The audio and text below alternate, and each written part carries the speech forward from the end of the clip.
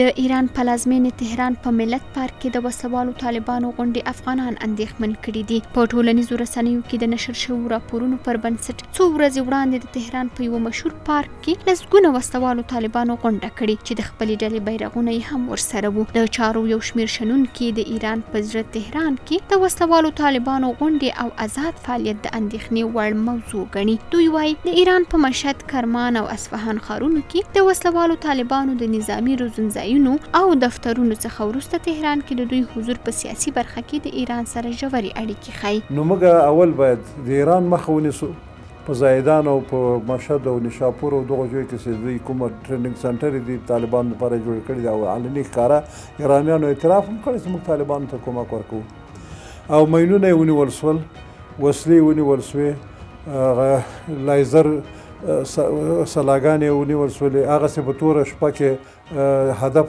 تعینولی سي، هدف ایستلی سي، هماغه سلاګانې هم ونیول سوې، ډرون کامرې هم ترې پیدا سولې. د چارو د کارپوهانو په وینا ایران د وسلوالو طالبانو سره هم په نظامي برخه کې مرستې کوي او هم په سیاسي برخه کې د دوی ملاتړ ته دوام ورکوي. د دوی په نظر ایران ته د وسلوالو طالبانو د قطر دفتر د غړو تګ راتګ هم دوام لري چې یوې ترهګرې ډلې سره د تهران ژورې اړیکې د پوښتنې او اندېښنې وړ موضوع ده.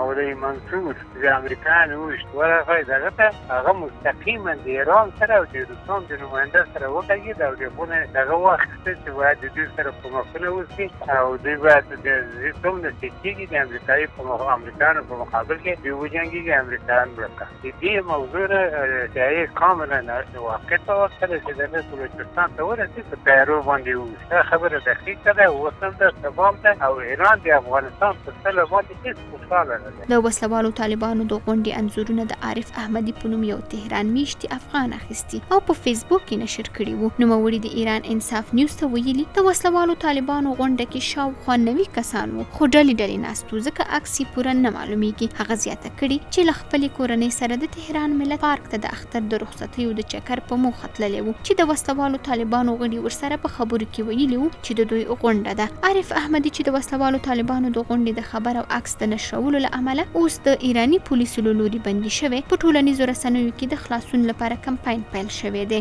د ټولنیزو رسنیو کارکونکي وایي د دې پر ځای چې د تهران میشتي افغان عارف ستاینه شوي وای د ایرانی ځواکونو له لوري نیول شوی چې د شرم وړ موضوع ده. د یادونې ده چې ایران تر دې مخکې هم د وسلوالو طالبانو پر نظامي ملاتړ تورن شوی و او د افغانستان په یو شمېر ولایتونو کې د وسلوالو طالبانو سره د ایران جوړې شوي وسلې هم نیول شوي دي.